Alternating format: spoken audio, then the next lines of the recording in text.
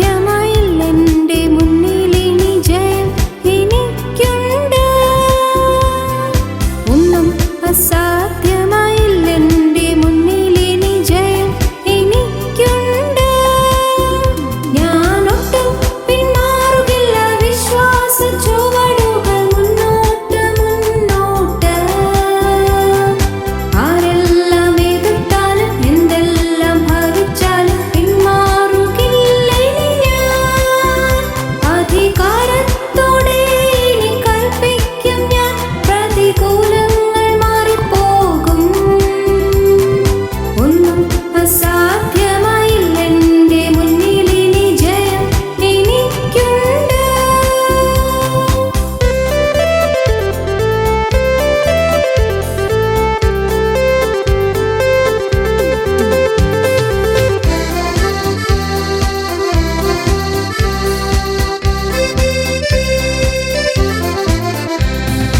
അനർത്ഥമുണ്ടെന്നു ഞാൻ ഭയപ്പെടില്ല, തോൽവി വരുമെന്നും ഞാൻ ഭയപ്പെടില്ല. അനർത്ഥമുണ്ടെന്നു ഞാൻ ഭയപ്പെടില്ല, തോൽവി വരുമെന്നും ഞാൻ ഭയപ്പെടില്ല. ശത്രു ജയിക്കുമെന്നു, ഭാവി നശിക്കുമെന്നു ഇനിമേൽ ഞാൻ ഭയപ്പെടില്ല. ശത്രു ജയിക്കുമെന്നു, ഭാവി നശിക്കുമെന്നു ഇനിമേൽ ഞാൻ ഭയപ്പെടില്ല. ഞാനൊട്ടും പിന്മാറുകില്ല, വിശ്വാസ ചുവടുകൾ മുന്നോട്ട് മുന്നോട്ട്. ആരെല്ലാം എതിർത്താലും എന്തെല്ലാം ഭവിച്ചാലും പിന്മാറുകില്ല ഇനി ഞാൻ. അധികാരത്തോടെ ഇനി കൽപ്പിക്കും ഞാൻ, പ്രതികൂലങ്ങൾ മാറിപ്പോകും. ഒന്നും അസാധ്യമായില്ലെൻ്റെ മുന്നിലിനി ജയം എനിക്കുണ്ട്. ഞങ്ങളും ക്രൂശിക്കപ്പെട്ട ക്രിസ്തുവിനെ പ്രസംഗിക്കുന്നു. യിരെമ്യാപ്രവാചകന്റെ പുസ്തകം 10-ാം അധ്യായത്തിൻ്റെ 19-ാം വാക്യം മുതൽ നമുക്ക് വായിച്ച് കേൾക്കാം. എൻ്റെ പരുക്ക് നിമിത്തം എനിക്ക് അയ്യോ കഷ്ടം, എൻ്റെ മുറിവ് വ്യസനകരമാകുന്നു. എങ്കിലും ഞാൻ അതെൻ്റെ ദീനം, ഞാനത് സഹിച്ചേ മതിയാവൂ എന്ന് പറഞ്ഞു. എൻ്റെ കൂടാരം കവർച്ചയായി പോയിരിക്കുന്നു, എൻ്റെ കയറൊക്കെയും അറ്റിരിക്കുന്നു. എൻ്റെ മക്കൾ എന്നെ വിട്ടുപോയി, അവർ ഇല്ലാതായി തീർന്നിരിക്കുന്നു. ഇനി എൻ്റെ കൂടാരം അടിപ്പാനും തിരശ്ശീല നിവർക്കുവാനും ആരുമില്ല. ഇടയന്മാർ മൃഗപ്രായരായിത്തീർന്നു, യഹോവയെ അന്വേഷിക്കുന്നില്ല. അതുകൊണ്ട് അവർ കൃതാർത്ഥരായില്ല. അവരുടെ ആട്ടിൻകൂട്ടമൊക്കെയും ചിതറിപ്പോയി. ദൈവത്തിന് സ്തോത്രം. ആട്ടിൻകൂട്ടത്തെക്കുറിച്ച് കരുതലുള്ള നല്ല ഇടയൻ്റെ വിലാപമാണത്. നല്ല ഇടയനായ ക്രിസ്തു കരയുകയാണ്. ആട്ടിൻകൂട്ടത്തെക്കുറിച്ച് കരുതലുണ്ട്, പക്ഷേ ആട്ടിൻകൂട്ടം ചിതറിപ്പോയിരിക്കുന്നു. ചിതറിപ്പോയാൽ എന്താ സംഭവിക്കുക? കാട്ടിലെ ചെന്നായ്ക്കളൊന്ന് ആട്ടിൻകൂട്ടത്തെ കവർന്നുകൊണ്ട് പോകും. ചെന്നായ്ക്കൾ കടിച്ചു കീറും. ആട്ടിൻകൂട്ടത്തെ ചെന്നായ്ക്കൾ കടിച്ചു കീറുന്നതിന് മുമ്പ് വേഗം ഇടയന്മാരെ നിങ്ങൾ ഓടി വന്ന് ആട്ടിൻകൂട്ടത്തെ തെരഞ്ഞുകൊള്ളുവീൻ. ദൈവത്തിന് സ്തോത്രം. ആട്ടിൻകൂട്ടം ഇന്ന് കവർച്ചയായി പോയിരിക്കുകയാണ്. ആട്ടിൻകൂട്ടം ഇന്ന് ചിതറിപ്പോയിരിക്കുകയാണ്. ഇന്ന് വിശ്വാസമുണ്ടോ? സഭകളുണ്ട്, മനോഹരമായ ദേവാലയങ്ങളുണ്ട്, വളരെ ഇമ്പകരമായ ഗീതങ്ങളുണ്ട്, പ്രമ്യോനുകളുണ്ട്, സദറാകളുണ്ട്. വളരെ മധുരമായ ഗീതങ്ങൾ ആലപിക്കുന്നത് കേൾക്കുമ്പോൾ നാം അതിൽ ലയിച്ച് അലിഞ്ഞ് ചേർന്നു പോകും. പക്ഷേ ഇന്ന് ആടുകൾ ചിതറിപ്പോയിരിക്കുകയാണ്. അവരവർക്ക് തോന്നിയതുപോലെ ആടുകൾ പോകുന്നു. ഓരോരുത്തരും താന്താൻ്റെ വഴിക്ക് തിരിഞ്ഞിരിക്കുന്നു. ഓരോരുത്തരും താന്താൻ്റെ വഴിക്ക് തിരിഞ്ഞിരിക്കുകയാണ്.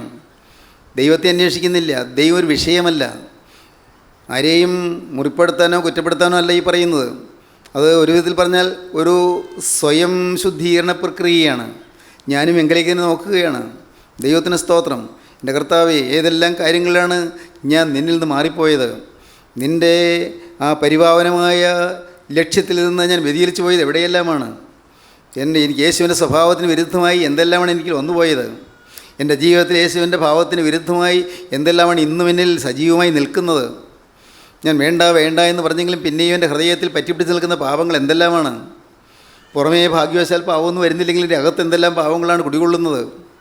എൻ്റെ അകത്ത് എന്തെല്ലാം തിന്മകളാണ് ഇന്നും അധിവസിക്കുന്നത്? ചിന്തിക്കൂ പ്രിയപ്പെട്ടവർ, ചിന്തിക്കൂ, ഓരോരുത്തരും ചിന്തിക്കൂ. ഇടയന്മാർ മൃഗപ്രായരായി തീർന്നു, മൃഗങ്ങളെപ്പോലെയായി തീർന്നു. ആട്ടിൻകൂട്ടം കവർച്ചയായിപ്പോയി, ആട്ടിൻകൂട്ടം ചിതറിപ്പോയിരിക്കുന്നു. ഇടയില്ലാത്ത ആടുകളെപ്പോലെ ചിന്നിപ്പോയി എന്നാണ് നാം വേദപുസ്തകത്തിൽ വായിക്കുന്നത്. ഇടയില്ലാത്ത ആടുകളെപ്പോലെ ചിതറിക്കാണുന്നു. ഇന്ന് കരുണയുള്ള കർത്താവ് നമ്മെ നോക്കി വ്യസനിക്കുന്നു. ആട്ടിൻകൂട്ടം നടത്താൻ ആളില്ല. സത്യവചനം കൊടുത്ത് നടത്താൻ ആളില്ല. സത്യവചനം കൊടുത്ത് നടത്താൻ ആളില്ല. സത്യവചനമാണ് ശരിയായ വഴി. ശരിയായ വഴിക്ക് നടത്താൻ ആളില്ല. ജനത്തിന് പട്ടണത്തിൽ എത്തണമെന്നുണ്ട്, സ്വർഗീയ സിയോനിൽ എത്തണമെന്നുണ്ട്. പക്ഷേ നിർഭാഗ്യവശാൽ സ്വർഗീയ സിയോനിൽ എത്താൻ പറ്റുന്നില്ല. കാരണം എന്താ? വഴി അറിഞ്ഞുകൂടാ. പട്ടണത്തിലേക്ക് പോകുന്ന വഴി അറിയാത്ത മൂഢന്മാർ തങ്ങളുടെ പ്രയത്നങ്ങളിൽ ക്ഷീണിച്ചു പോകുന്നു. സഭാപ്രസംഗി പറയുകയാണ്, ആ വാക്യം നോക്കിക്കോ. സഭാപ്രസംഗി 10:15. ഈ പട്ടണത്തിലേക്ക് പോകുന്ന വഴിയറിയാത്ത മൂഢന്മാർ, പട്ടണത്തിലേക്ക് പോകുന്ന വഴിയറിയാത്ത മൂഢന്മാർ തങ്ങളുടെ പ്രയത്നത്താൽ ക്ഷീണിച്ചു പോകുന്നു. പട്ടണത്തിലേക്ക് പോകുന്ന വഴിയറിയാത്ത മൂഢന്മാർ തങ്ങളുടെ പ്രയത്നങ്ങളിൽ ക്ഷീണിച്ചു പോകുന്നു. പട്ടണത്തിൽ എത്തണമെന്നുണ്ട്. ദൈവമക്കൾക്ക് അനേകം പേർക്ക് രക്ഷപ്പെടണമെന്നുണ്ട്. ഒരു ശരിയായ വഴിക്ക് പോകണമെന്നുണ്ട്. ഇല്ലേ? നിങ്ങൾക്ക് പലർക്കും ഇല്ലേ? ഒരു ശരിയായ ജീവിതം തുടങ്ങണം. ശരിയായ ദൈവത്തെ വിശ്വസിച്ച് മുന്നോട്ട് പോകണം. ഒരു സത്യവിശ്വാസ ജീവിതം നയിക്കണം. വേണം. ഒരു ഭക്തി ജീവിതം വേണം. ഇല്ലേ? ആഗ്രഹമുണ്ടല്ലോ.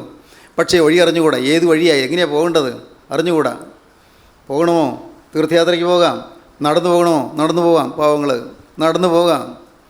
എന്ത് ചെയ്യും? നടന്ന് അങ്ങ് ദൂരെ ദൂരെ വേണമെങ്കിൽ തീർത്ഥയാത്രയ്ക്ക് പോകാം. കബറിങ്കലിൽ നിന്ന് മുട്ടുകുത്തണമോ? ആകാം. പള്ളിക്ക് ചുറ്റും മുട്ടുകുത്തണമോ? അതും ആകാം. ദൈവത്തിന് സ്തോത്രം. നേർച്ചകൾ കഴിക്കണമോ? കഴിക്കാം.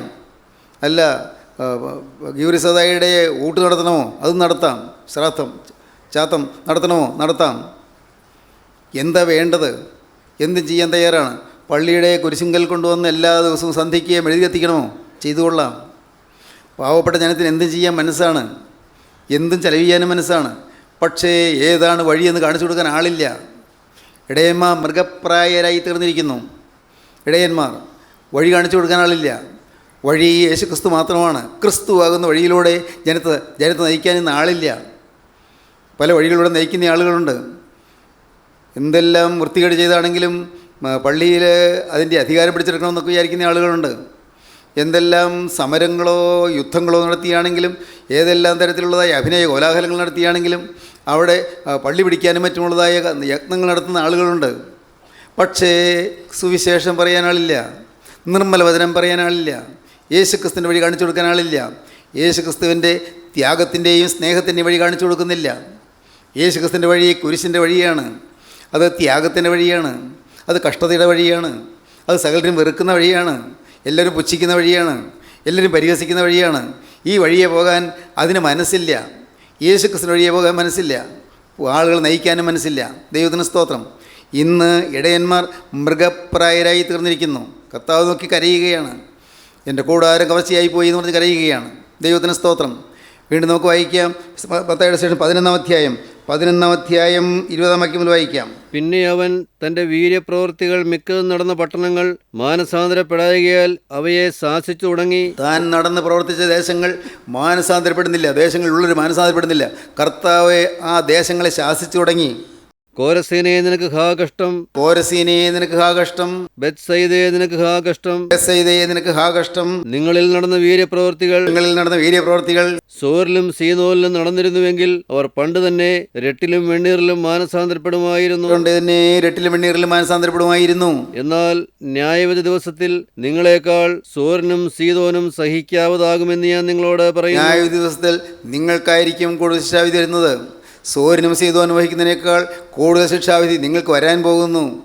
കർത്താവിൻ്റെ വീര്യപ്രവൃത്തികൾ നടന്ന പട്ടണങ്ങളിൽ, കോറസീനിലും ബേത്സയിദയിലും കഫർനഹൂമിലുമെല്ലാം കർത്താവിൻ്റെ വീര്യപ്രവൃത്തികൾ നടന്ന പട്ടണങ്ങളാണ്.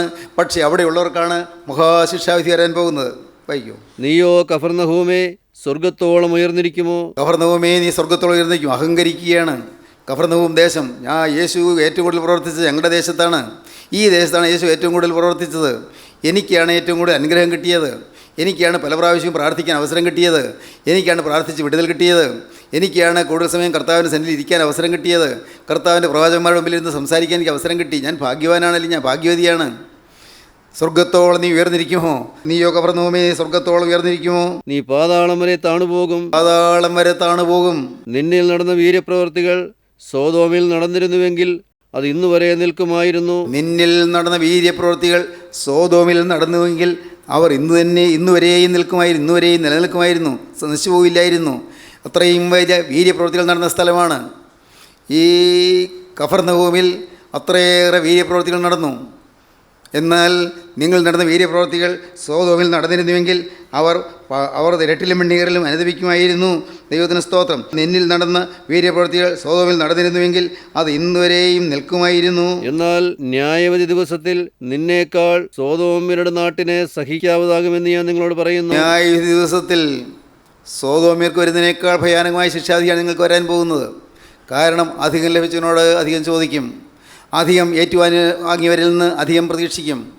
ദൈവത്തിന് സ്തോത്രം. എൻ്റെ സഹോദരങ്ങളെ, അല്പം ഭയത്തോടെയാണ് പറയുന്നത്. നമ്മുടെ ഈ പ്രാർത്ഥനാ യോഗത്തിൽ വരുന്ന ആളുകൾ, ക്രിസ്ത്യൻ റിവൈവൽ ഫെലോഷിപ്പിൽ സംബന്ധിക്കുന്ന ആളുകൾ, നിങ്ങൾ കേട്ടിടത്തോളം ജീവൻ്റെ വചനം അധികമാരും കേട്ടിട്ടില്ല. നിങ്ങൾ അടുത്ത് വന്നിടത്തോളം പരിശുദ്ധാത്മാവിൻ്റെ കൃപ അധികമാർക്കും കാണാൻ കിട്ടിയിട്ടില്ല. പരിശുദ്ധാത്മാവിന് തീ കത്തുന്നത് നിങ്ങൾ കണ്ടിട്ടുണ്ട്. പരിശുദ്ധാത്മാവ് ഇറങ്ങി നിന്ന് കത്തി ജ്വലിക്കുന്ന നിങ്ങൾ കണ്ടിട്ടുണ്ട്. വിശ്വസിക്കുന്നവർ കണ്ടിട്ടുണ്ട്. പരിശുദ്ധാത്മാവ് രോഗികളെ സൗഖ്യമാക്കുന്നത് നിങ്ങൾ കണ്ടിട്ടുണ്ട്. പരിശുദ്ധാത്മാവ് മാനസാന്തരം കൊടുക്കുന്നത് നിങ്ങൾ കണ്ടിട്ടുണ്ട്. അത്ഭുതങ്ങൾ നടക്കുന്നത് കണ്ടിട്ടുണ്ട്. ഇല്ലേ? അത്ഭുതങ്ങളല്ലേ നടന്നത്? എത്രയോ വലിയ കൊടുമ്പാവികളാണ് മാനസാന്തരപ്പെട്ടത്. കവർച്ചക്കാർ മാനസാന്തരപ്പെട്ടു. മോഷ്ടാക്കൾ മാനസാന്തരപ്പെട്ടു. പ്രിയപ്പെട്ടവരെ, അമ്മയെ തല്ലിയവർ, അപ്പനെ തല്ലിയവർ മാനസാന്തരപ്പെട്ടു. ഭാര്യയെ കഠിനമായി ഉപദ്രവിച്ച് ഭാര്യയെ നശിപ്പിക്കാൻ ശ്രമിച്ചവർ, അവർ മാനസാന്തരപ്പെട്ടു. ഭർത്താവിനെ ചതിയിൽപ്പെടുത്തി അപകടത്തിലാക്കാൻ നോക്കിയവർ, അവർ മാനസാന്തരപ്പെട്ടു. ആത്മഹത്യക്ക് മുതിർന്നവർ, അവർ മാനസാന്തരപ്പെട്ടു. ഇനി ജീവിക്കേണ്ട എന്നുള്ള വാശിയോടുകൂടി, ആരോടോ ഉള്ള പ്രതികാര ചിന്തയോടുകൂടി, ആരോടുള്ള വൈരാഗ്യം തീർക്കാൻ വേണ്ടി മരിക്കുമെന്ന് തീരുമാനിച്ച് ആത്മഹത്യക്ക് മുതിർന്നവർ, ഈ നരകത്തിൽ നിന്ന് രക്ഷപ്പെട്ടാൽ മതിയായിരുന്നു വിചാരിച്ച് ആത്മഹത്യക്ക് മുതിർന്നവർ അനേകം പേര് രക്ഷപ്പെട്ടു. ഇല്ലേ? നാം കണ്ടില്ലേ? ഇതെല്ലാം കണ്ടില്ലേ? ദൈവത്തിന് സ്തോത്രം.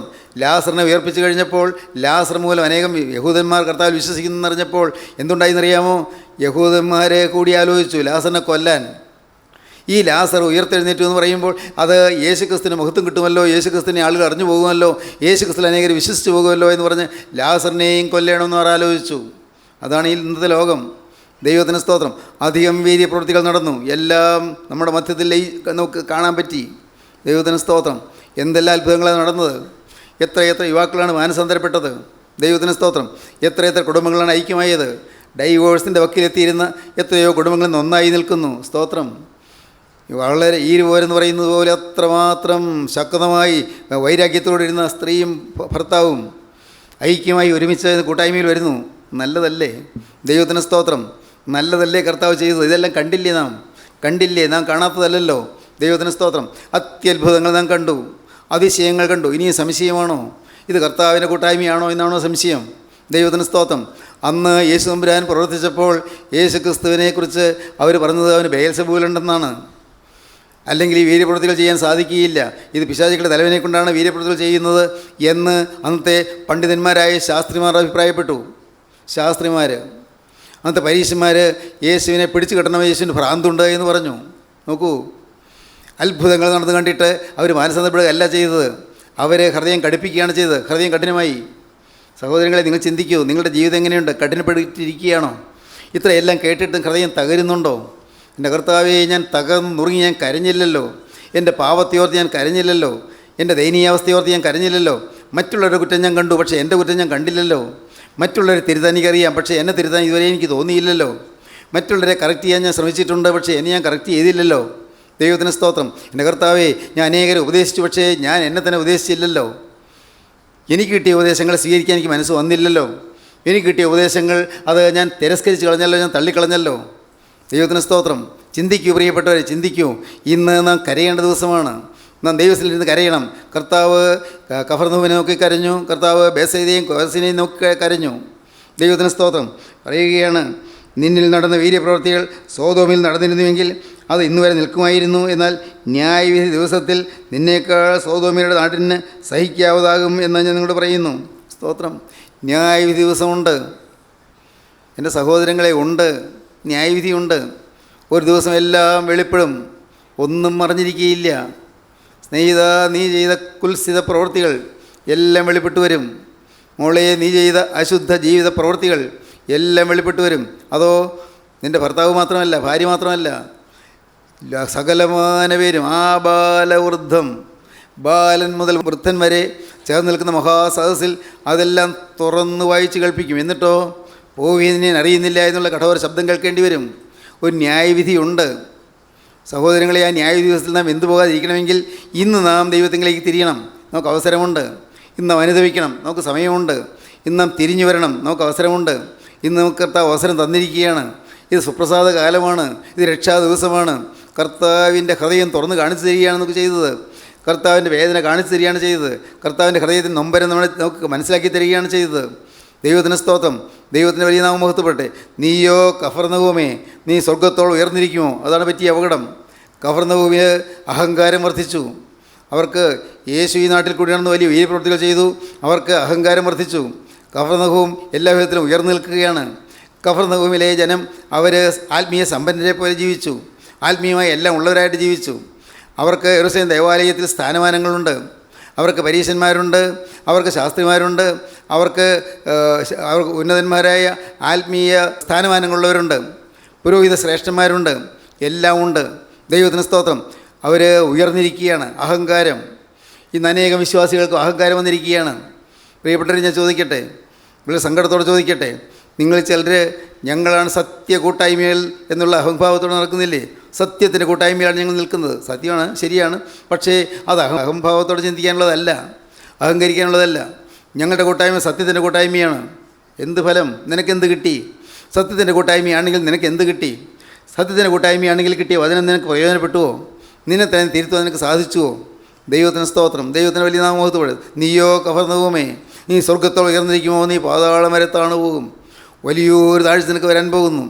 അഹങ്കരിക്കുന്ന അനേകം പേരുണ്ട്. അഹങ്കരിക്കുന്നവർ, ആരോഗ്യത്തിൽ അഹങ്കരിക്കുന്നവരുണ്ട്, വിദ്യാഭ്യാസത്തിൽ അഹങ്കരിക്കുന്നവരുണ്ട്, വരുമാനങ്ങളിൽ അഹങ്കരിക്കുന്നവരുണ്ട്, മക്കളിൽ അഹങ്കരിക്കുന്നവരുണ്ട്, സ്വന്തം ആത്മീയ ജീവിതത്തിൻ്റെ മഹത്വത്തിൽ അഹങ്കരിക്കുന്നവരുണ്ട്, ആത്മീയ ജീവിതത്തിൻ്റെ ഉന്നത നിലവാരത്തിൽ അഹങ്കരിക്കുന്നവരുണ്ട്.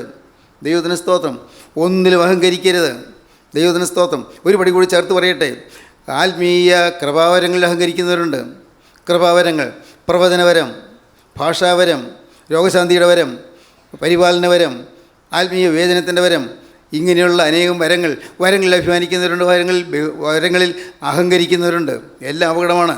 നീ പാതാളം വരെ താണു പോകും. സ്തോത്രം. ഒന്നിലും അഹങ്കരിക്കേണ്ട, ഒന്നിലും അഹംഭാവം വരരുത്. ദൈവത്തിന് സ്തോത്രം. കർത്താവ് നോക്കി കരഞ്ഞു. ദൈവത്തിന് സ്തോത്രം. കർത്താവ് പരീശന്മാരെ നോക്കി കരഞ്ഞു. എന്താണ്? അവർ കിണ്ടികിണ്ണങ്ങളുടെ പുറം വെടിപ്പാക്കുന്നു. അകമയോ കവർച്ച നിറഞ്ഞിരിക്കുന്നു.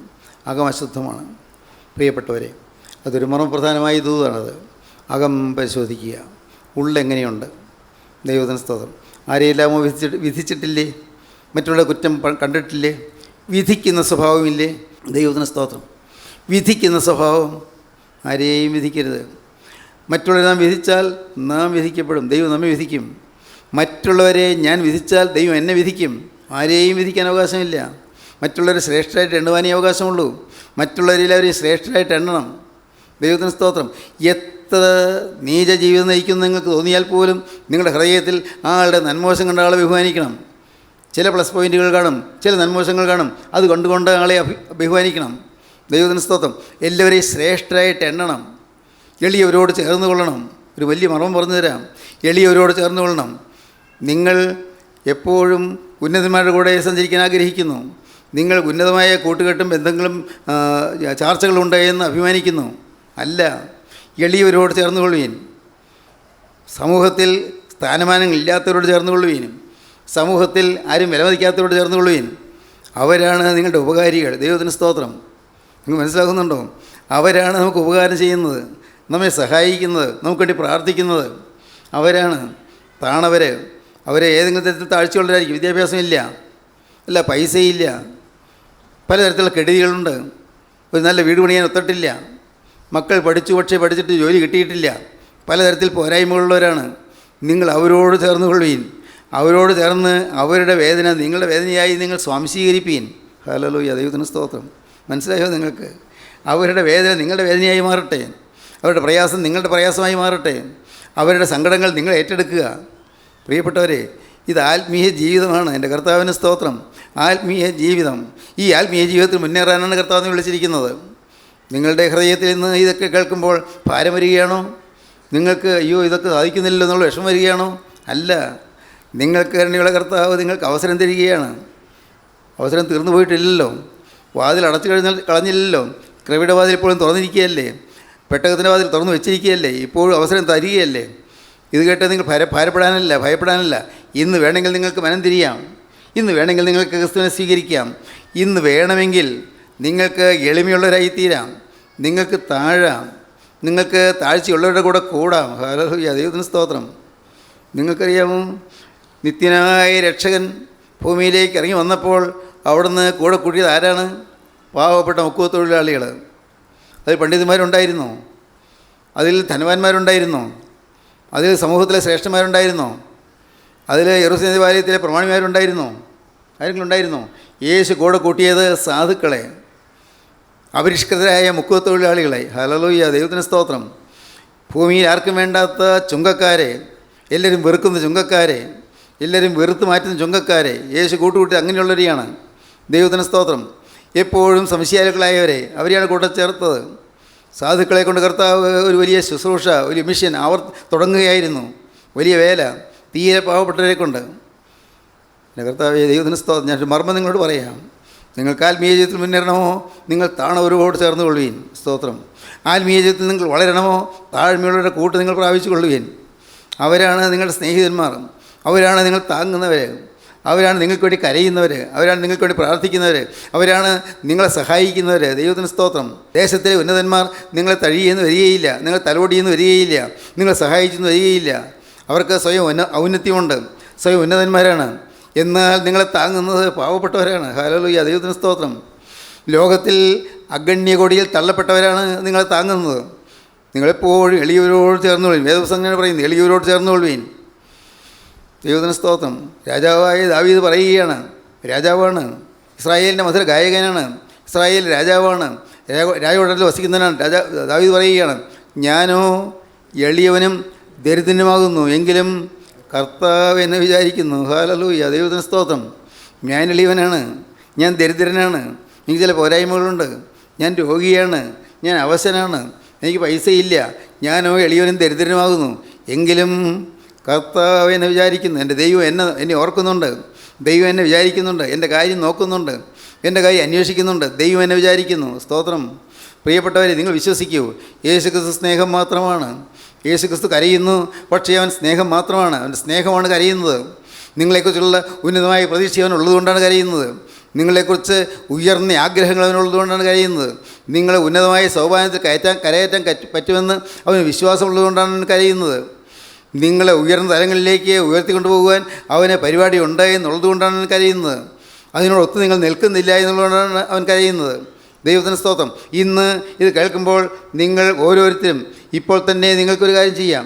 നിങ്ങൾക്ക് കർത്താവിനോട് പറയാം, കർത്താവേ, ഞാൻ എൻ്റെ ജീവിതത്തിൽ ഇത്രയും കാലം ഞാൻ ദൈവത്തെ അറിയാതെ ജീവിച്ചുപോയി, ഇത്രയും കാലം എളിയവരെ മാനിക്കാതെ ജീവിച്ചുപോയി, ഇത്രയും കാലം ഞാൻ മറ്റുള്ളവരെ തരം താഴ്ത്തി ജീവിച്ചുപോയി, മറ്റുള്ളവരെ ചെറുതായി കണ്ട് ജീവിച്ചുപോയി. എൻ്റെ കർത്താവേ, ഞാനൊരു മുതലാളിയെപ്പോലെ ജീവിച്ചുപോയി. എൻ്റെ കർത്താവേ, ഞാനിതാ തൊഴിലാളിയുടെ കൂട്ടാളിയായി മാറുന്നു. ഹല്ലേലൂയ, ദൈവത്തിന് സ്തോത്രം. ഞാനിതാ എളിയവരുടെ കൂട്ടാളിയായി മാറുന്നു. എൻ്റെ കർത്താവേ, എല്ലാവരും നിൻ്റെ കൈപ്പണിയല്ലേ, നീ സൃഷ്ടിച്ചവരല്ലേ, നിൻ്റെ പ്രിയ മക്കളല്ലേ, നിൻ്റെ പ്രിയപ്പെട്ട കുഞ്ഞാടുകളല്ലേ, അവരോട് ഞാനും ഇതാ ചേരുന്നു. ഹല്ലേലൂയ, ദൈവത്തിന് സ്തോത്രം.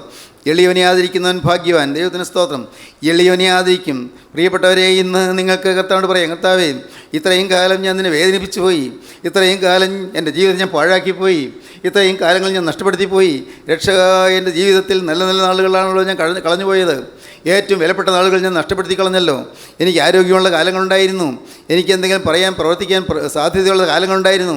എനിക്ക് പറയാനും പ്രവർത്തിക്കാനൊന്നും കഴിഞ്ഞില്ലല്ലോ. ആ നല്ല കാലങ്ങളെല്ലാം പാഴാക്കി കളഞ്ഞു പോയല്ലോ, എല്ലാം പാവത്തിന് വിട്ടുകൊടുത്ത് കളഞ്ഞു പോയല്ലോ. യേശുവേ, നിന്നോട് ഞാൻ മത്സരിച്ചെൻ്റെ കാലങ്ങൾ നഷ്ടപ്പെടുത്തിയല്ലോ. ഞാൻ പാവത്തെ സ്നേഹിച്ചും പാവികളോട് ഇണങ്ങിയും ഞാൻ ജീവിച്ച് നഷ്ടപ്പെടുത്തി കളഞ്ഞല്ലോ. എൻ്റെ കർത്താവേ, ഇന്ന് ഞാനിതാ തിരുവമ്പാകെ ഒരു പുതിയ പ്രതിഷ്ഠ എടുക്കുകയാണ്. ഒരു പുതിയ വ്രതം, പുതിയ പ്രതിഷ്ഠ, ഒരു പുതിയ തീരുമാനം, ഒരു പുതിയ സമർപ്പണം. നാഥ, ഈ നിമിഷം മുതൽ യേശുവേ, ഞാൻ നിന്നെ ആശ്വസിപ്പിക്കുന്നതിനായിരിക്കും, നിനക്ക് തണുപ്പ് തരുന്നതിനായിരിക്കും, നിനക്ക് ആശ്വാസം തരുന്നതിനായിരിക്കും, നിന്നെ സ്നേഹിക്കുന്നതിനായിരിക്കും. കർത്താവേ, നിൻ്റെ നീറുന്ന ഹൃദയത്തിന് ആശ്വാസം തരുന്നതിനായിരിക്കും, നിൻ്റെ മുറിവേറ്റ ഹൃദയത്തിന് കുളിർമ തരുന്നതിനായിരിക്കും. യേശുവേ, ഇന്നു മുതൽ ഞാൻ നിൻ്റെ വേല ചെയ്യുന്നതിനായിരിക്കും, ഇന്നു മുതൽ നിൻ്റെ മക്കളെ സ്നേഹിക്കുന്നതിനായിരിക്കും, ഇന്നു മുതൽ ഞാൻ നിൻ്റെ മക്കളുടെ ഭൗതികമായ യോഗ്യത നോക്കാതെ അവരെ ഞാൻ സ്നേഹിക്കുന്നതിനായിരിക്കും. അവരാരെയും ഞാൻ തുച്ഛീകരിക്കുകയില്ല, ആരെയും ഞാൻ ചെറുതായി കാണുകയില്ല. കർത്താവേ, അബദ്ധം പറ്റിപ്പോയിട്ടുണ്ട്, തെറ്റുകൾ പറ്റിപ്പോയിട്ടുണ്ട്, എന്നോട് ക്ഷമിക്കണമേ. എല്ലാവരെയും ഞാൻ ആദരിച്ച്, എല്ലാവരെയും ബഹുമാനിച്ച്, എല്ലാവരെയും സ്നേഹിച്ച്, എല്ലാവരെയും എന്നേക്കാൾ കൂടുതൽ മാനിച്ച് ഞാൻ കർത്താവേ നിൻ്റെ ഒരു ദാസനായി, നിൻ്റെ ഒരു ദാസിയായി ഇന്നു ഞാൻ പുതിയ ജീവിതം നയിക്കും. നിങ്ങൾക്ക് ദൈവത്തോട് പറയാൻ തോന്നുന്നുണ്ടോ? എങ്കിൽ ഇപ്പോൾ നിങ്ങൾക്ക് സമർപ്പിക്കാം. കർത്താവേ, ഈ നിമിഷം മുതൽ നാഥ ഞാൻ നിൻ്റെ ഒരു ദാസിയായി, നിൻ്റെ ദാസനായി, നിൻ്റെ ഇഷ്ടം നിവർത്തിക്കുന്നതിനായിരിക്കും. കർത്താവേ, ഇപ്പോൾ മനസ്സലിഞ്ഞ് നിൻ്റെ ആ തിരുവിലാവിനൊഴി തിരുരക്തം എൻ്റെ മേൽ തളിക്കണമേ. ആ തിരുരക്തത്താൽ എന്നെ കഴുകണമേ. വന്നുപോയ പാവങ്ങളൊന്നും എൻ്റെ മേൽ കണക്കിടല്ലേ കർത്താവേ. അതിര് വിട്ടു പോയതൊന്നും എൻ്റെ മേൽ കണക്കിടല്ലേ കർത്താവേ. അതിർത്തി ലംഘിച്ച് ഞാൻ ചെയ്തു പോയതൊന്നും എൻ്റെ മേൽ കണക്കിടല്ലേ കർത്താവേ. അപ്പൻ്റെ അമ്മയുടെയും വാക്ക് ധിക്കരിച്ച് ഞാൻ ഇറങ്ങിപ്പോയതൊന്നും എൻ്റെ മേൽ കണക്കിടല്ലേ. എൻ്റെ ഗുരുനാഥന്മാരെ അവമാനിച്ചതും ധിക്കരിച്ചതും ഒന്നും എൻ്റെ മേൽ കണക്കിടല്ലേ. എൻ്റെ കരുണയുള്ള കർത്താവേ, മുതിർന്നവരെ ഞാൻ മാനിക്കാതെ പോയത് എൻ്റെ മേൽ കണക്കിടല്ലേ. എൻ്റെ കരുണയുള്ള കർത്താവേ, നിൻ്റെ വേലയിൽ ഞാൻ വിമുഖത കാണിച്ചത് എന്നോട് കണക്കിടല്ലേ. ദൈവത്തിന് സ്തോത്രം. വേലയിൽ ഞാൻ അലസത കാണിച്ചത് എൻ്റെ മേൽ കണക്കിടല്ലേ കർത്താവേ. എൻ്റെ ജീവിതം എൻ്റെ മുഴുവനും ഞാൻ ഇതാ നിനക്കായി ഇതാ വിട്ടു തരുന്നു. ഹല്ലേലൂയ. എൻ്റെ ആയുസ് ഞാൻ ഇതാ നിനക്ക് വിട്ടു തരുന്നു. എൻ്റെ ജീവിതം നിനക്ക് ഇതാ വിട്ടു തരുന്നു. യേശുവേ, എൻ്റെ ഭാവി ഞാൻ ഇതാ ഏൽപ്പിച്ചു തരുന്നു. എൻ്റെ ദേഹവും ദേഹിയും ആത്മാവിത തിരുമുമ്പായി ഞാൻ സമർപ്പിക്കുന്നു. യേശുവേ, ഇന്നു മുതൽ നാഥ, ഇന്നു മുതൽ ഞാൻ നിൻ്റെ വക, നിൻ്റേത് മാത്രം. Hallelujah, hallelujah. യേശുവേ, ഇന്നു മുതൽ ഞാൻ നിൻ്റെ വക. ഹല്ലേലൂയ. യേശുവേ, ഇന്നു മുതൽ ഞാൻ യേശു ക്രിസ്തുവിൻ്റെ രക്തത്തിൻ്റെ ഫലമായി ഈ ഭൂമിയിൽ ജീവിക്കും. യേശു ക്രിസ്തുവിൻ്റെ രക്തത്തിൻ്റെ വിലയായി ഈ ഭൂമിയിൽ ജീവിക്കും. യേശു ക്രിസ്തുവിൻ്റെ രക്തത്തിൻ്റെ മറുവിലയായി ഈ ഭൂമിയിൽ ജീവിക്കും. യേശുവേ, ഇന്നു മുതൽ ഞാൻ പുതിയ മനുഷ്യനായി ജീവിക്കും. യേശുവേ, ഇന്നു മുതൽ ഞാൻ നിൻ്റെ അടിമയായി ജീവിക്കും. യേശുവേ, ഈ വാക്കൊന്ന് നീ ഒന്ന് കേൾക്കണമേ. എൻ്റെ ഈ സമർപ്പണം നീ ഒന്ന് സ്വീകരിക്കണമേ. നാഥ, എൻ്റെ മേലുള്ള പൈശാചിക ആധിപത്യങ്ങൾ വിടുവിക്കണമേ. എനിക്കൊരു മോചനം തരണമേ. നാഥ, എനിക്ക് സാക്ഷാൽ വിടുതൽ തരണമേ. സാക്ഷാൽ വിടുതൽ തന്ന് എന്നെ അനുഗ്രഹിക്കണമേ. എൻ്റെ കരം വയ്ക്കണമേ. എന്നെ ഇന്ന് അനുഗ്രഹിച്ച് എഴുന്നേൽപ്പിക്കണമേ. ഹല്ലേലൂയ, ഹല്ലേലൂയ, ഹല്ലേലൂയ, ഹല്ലേലൂയ.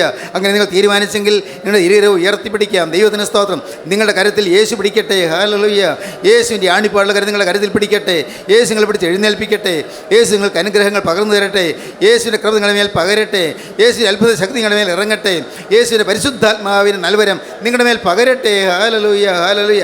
ബന്ധനങ്ങൾ അഴിയട്ടെ, കെട്ടുകൾ പൊട്ടട്ടെ. ഹല്ലേലൂയ. ശാപങ്ങൾ മാറട്ടെ, രോഗങ്ങൾ മാറട്ടെ, രോഗസൗഖ്യം ലഭിക്കട്ടെ, അത്ഭുതങ്ങൾ നടക്കട്ടെ. ഹല്ലേലൂയ. കുടുംബ സമാധാനം ലഭിക്കട്ടെ. സ്നേഹം നിറഞ്ഞ ഞങ്ങളുടെ വാഴ്ത്തപ്പെട്ട കർത്താവേ, ഈ നല്ല മനോഹരമായ സമയത്തിനായി സ്തോത്രം. അപ്പോൾ അവിടെ നിങ്ങളുടെ കൂടെ തന്നെ ഉള്ളതിനായി സ്തോത്രം. അവിടുന്ന് ഞങ്ങളോട് മനസ്സിലിഞ്ഞതിനായി സ്തോത്രം. ഞങ്ങൾക്ക് വചനം തന്നതിനായി സ്തോത്രം. എല്ലാം അവിടുത്തെ ദാനമല്ലോ, എല്ലാം അവിടുത്തെ കൃപയല്ലോ. ഞങ്ങളോ നിസ്സാരര്, ഞങ്ങൾ കൃപയും കീടവും മാത്രം. എൻ്റെ കർത്താവേ, അവിടുന്ന് മഹത്വമുള്ളവനായി അവിടുന്ന് ജീവിക്കുന്നു. യേശുവെ, അവിടുന്ന് ജീവിക്കുന്നു. ഞങ്ങൾ വിശ്വസിക്കുന്നു. നിങ്ങളുടെ കൂടെ വന്നതിനായി സ്തോത്രം. ഞങ്ങളുടെ അരികത്ത് ഇരുന്നതിനായി സ്തോത്രം. ഞങ്ങളുടെ ഇടയിലൂടെ നടന്നതിനായി സ്തോത്രം. ആവശ്യക്കാരെ തൊട്ടതിനായി സ്തോത്രം. മഹത്വം യേശുവിന് മാത്രം. യേശുവിൻ നാമത്തിൽ തന്നെ. ആമീൻ. ഹല്ലേലൂയ.